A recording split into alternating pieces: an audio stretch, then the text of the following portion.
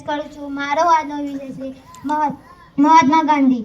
આદરણીય હાજરશ્રી, શિક્ષકગણ, ગામના સરપંચશ્રી તથા ઉપસ્થિત મહેમાનોને, મારા વાલા વિદ્યાર્થી મિત્રો, ભાઈઓ તથા બહેનોને હું આ કાર્યક્રમમાં દિલથી સ્વાગત કરું છું. હું આપ સૌને એક વિનંતી કરીશ કે આપ સૌ મારી આ સ્પીચને ધ્યાનથી સાંભળો.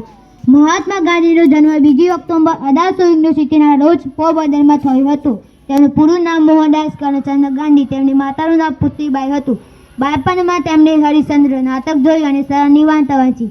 તેની તેમના હૃદય પર ઊંડી અસર થઈ. તે દિવસથી તેમણે સાચું બોલવાનું અને મા બાપની સેવા કરવાની નિર્ણય કર્યો. ગાંધીજી માધ્યમિક શિક્ષણ પૂરું કરી ઉચ્ચ અભ્યાસ કરવા માટે વિલાયત ગયા અને વ્યવસ્થિત બન્યા. ગાંધીજી વકીલાત કરવા માટે દક્ષિણ આફ્રિકા ગયા હતા. ત્યાં તેમને ગોરાઓ દ્વારા હિન્દીઓનો થતો અને નજર જોઈ. તેને પણ ત્યાં જતા રંગભેદનો કડવો અનુભવ થયો. તેમણે તે અન્યાય દૂર કરવા માટે અસંખ્ય લડત ઉપાડી. તેમાં તેમને સફળતા મળી. ત્યાર પછી ગાંધીજી દક્ષિણ આફ્રિકાથી ભારત પાછા આવ્યા. ભારતમાં તે વખતે અંગ્રેજોનું શાસન હતું. ભારતને ગુલામીમાંથી મુક્ત કરવા માટે ગાંધીજીએ દેશવ્યાપી આંદોલન શરૂ કર્યું. અહિંસા અને સત્યાગ્રહ તેમના શસ્ત્રો હતા. દેશની જનતાઓમાં એક દેશ તેમણે તન, મન અને ધનથી સાથ આપ્યો. અંગ્રેજોએ તેમને ઘણીવાર જેલમાં પૂર્યા, પણ તેઓ હિંમત હારે નહીં. છેવટે સૌના પ્રયોજનથી ભારતને 1947માં આઝાદી મળી. ગાંધીજીએ અમદાવાદમાં પહેલા કોચરબામાં અને પછી સાબરમતી નદી કિનારે આશ્રમની સ્થાપના કરી. તેઓ ત્યાં સારેથી રહેતા.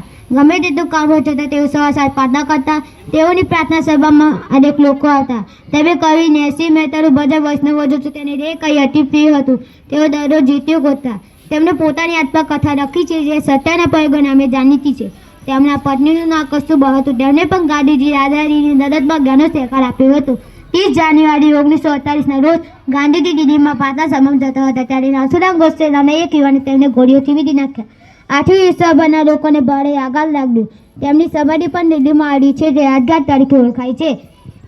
પછી ગાંધીજી રાષ્ટ્રપિતા અને મહાત્મા ગાંધી તરીકે સમસ્ત ભારતીય પ્રજાનું આર્યભરી સ્થાન ધરાવે છે. જય હિન્દ, જય ભારત.